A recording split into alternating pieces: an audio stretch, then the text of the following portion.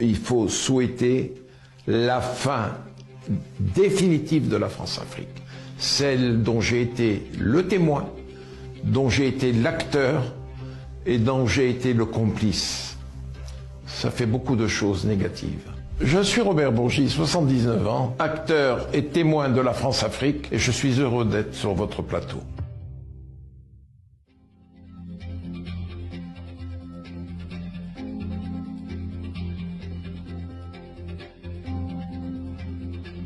Dans vos mémoires, vous racontez comment vous avez joué les intermédiaires entre les dirigeants africains et Jacques Chirac pour le financement de ces campagnes électorales.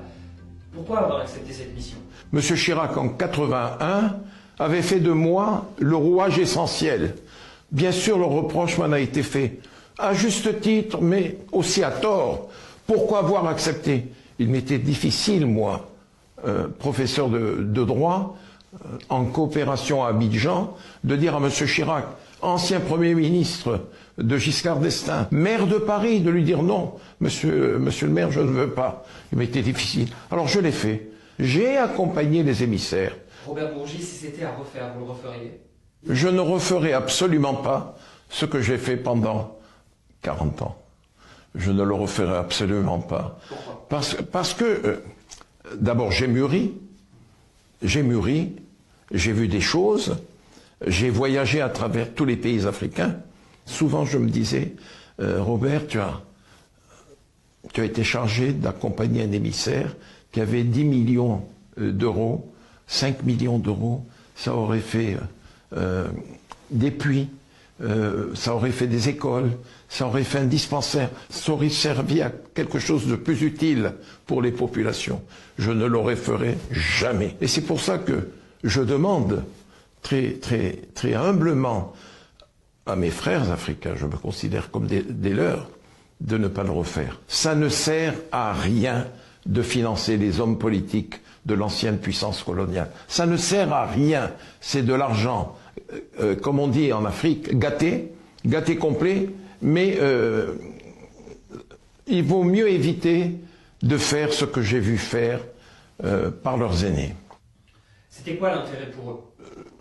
Ils le faisaient par amitié, véritablement par amitié et par respect pour les leaders politiques. Mais au fur et à mesure des années, je me suis rendu compte que c'était un investissement sans aucun rapport pour eux. Il n'y a pas de retour pour eux. La seule garantie au grand moment de la France-Afrique, c'était d'être maintenu au pouvoir parce qu'il y avait des bases militaires, des accords de défense. Mais en fait, les chefs d'État africains, je le dis, c'était de grands naïfs. Ils n'auraient jamais dû le faire. Et ils auraient mieux fait de consacrer ces millions d'euros, ces millions de dollars qu'ils ont donnés par dizaines de millions, ils auraient mieux fait de les consacrer à construire des hôpitaux, des dispensaires, des crèches, des établissements d'enseignement, des routes, des infrastructures. Mais cela n'a pas été fait. C'était de l'argent jeté en l'air, véritablement. Pourquoi raconter ça aujourd'hui? En 2009, au début de l'année 2009, le président Omar Bongo, il m'a dit, fiston, tu as, comme il m'appelait, et moi je l'appelais papa, il me dit, fiston, tu sais tout ce que j'ai fait pour les hommes politiques de droite et pour les autres depuis 40 ans. Depuis quelques années, je sens que l'accueil qui m'est réservé en France est de moins en moins chaleureux. Parfois, je cherchais à voir Jacques Chirac au téléphone, on ne me le passait pas, ou j'avais difficilement des rendez-vous. Mais ça n'est pas grave. Je te demande une seule chose. Je ne vais pas tarder à partir. Je lui dis, papa, pourquoi parlez-vous comme ça? J'espère que vous allez tous nous enterrer. Il me dit, fiston, je suis très mal. Et il est parti d'ailleurs en juin 2009. Et il m'a dit, je voudrais qu'un jour tu sois ma mémoire et que tu puisses tout révéler de ce que j'ai fait. Et c'est ce que j'ai fait. Mais seulement lorsqu'en 2011, dans le JDD, j'ai fait de grosses révélations, la planète médiatique m'était tombée dessus et les chefs d'État africains que j'avais servis depuis des décennies m'ont tourné le dos.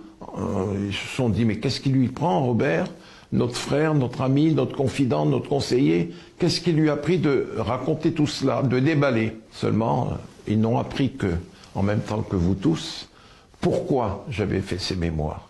C'est la promesse que j'avais faite au président Bongo, mourant. Vous racontez aussi dans le livre le dernier contact que vous avez eu avec Laurent Gbagbo. J'ai dévoilé dernièrement le dernier contact que j'ai eu avec Laurent Gbagbo depuis le bureau du président de la République française, où j'ai essayé de solliciter du président Sarkozy qu'il admette que Laurent Gbagbo avait gagné les élections.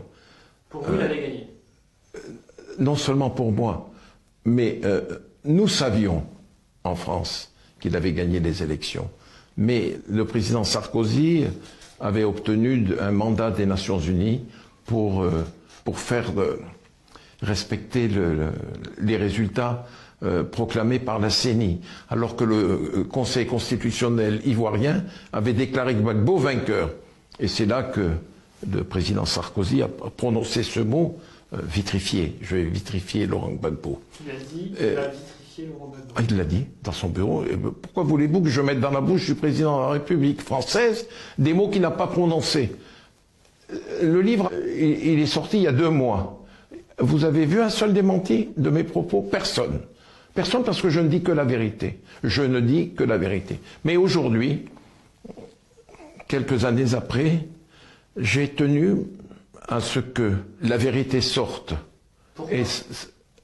Parce que je trouve que on n'a pas laissé Laurent Gbagbo gouverner comme il avait l'intention de gouverner la Côte d'Ivoire. Et moi, je dis haut et fort que ce serait une faute majeure de laisser le président Ouattara interdire au président Gbagbo d'être candidat aux élections de novembre 2025.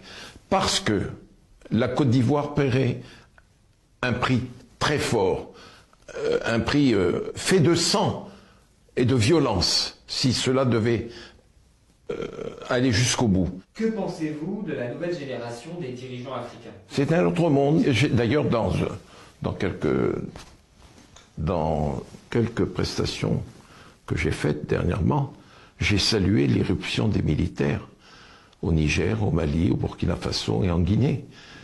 La faillite du pouvoir civil, copie conforme des anciens présidents, a fait en sorte que, pour sauver le pays, il ne fallait que les militaires. Et moi je trouve que, ma foi, ils se débrouillent bien, les militaires. Il ne faudrait pas leur tourner le dos. Et vous me parlez de mon pays natal, Diomaye Faye et Ousmane Sonko. J'étais conseiller et un ami, un frère de Macky Sall. Mais j'ai salué l'arrivée de ces jeunes à la magistrature suprême. Et ils représentent aujourd'hui les aspirations de la jeunesse sénégalaise. Au Sénégal, la population est constituée de 70% de jeunes qui n'ont plus rien à voir avec les schémas politiques de leurs aînés. Vous savez, c'est un monde nouveau. Et il faut que la France s'adapte. Et ce que les Africains ne supportent plus, c'est l'arrogance.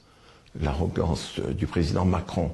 Quand il s'adresse à ses pairs africains, c'est comme s'il s'adressait à des étudiants. Voyez, s'il tourne le dos à la France, dans certaines républiques, c'est par la faute des dirigeants politiques français. Et c'est tout. Combien de chefs d'État africains vous avez fréquentés? Vous avez une idée? Une vingtaine. Au plus près. Une vingtaine de chefs d'État? Ah oui, au plus près. Il m'est arrivé de rentrer dans la chambre du président Mobutu, du maréchal Mobutu au Zaïre, à Gbadolité, comme il m'est arrivé de m'asseoir à sa demande dans le fauteuil qui était le sien dans l'avion présidentiel. Ce que on ne s'assoit pas dans le fauteuil du chef. Ça m'est arrivé à Dakar, ça m'est arrivé au Zaïre, ça m'est arrivé bien entendu au Gabon, ça m'est arrivé en Mauritanie. C'est pour ça que je vous dis que il faudrait me cloner et faire des Robert Bourgi, mais avec moins de choses désagréables et négatives à son actif. Vous voyez? Désagréable, c'est-à-dire? J'ai souvent été un connaisseur de choses pas très honnêtes, pas conformes à la morale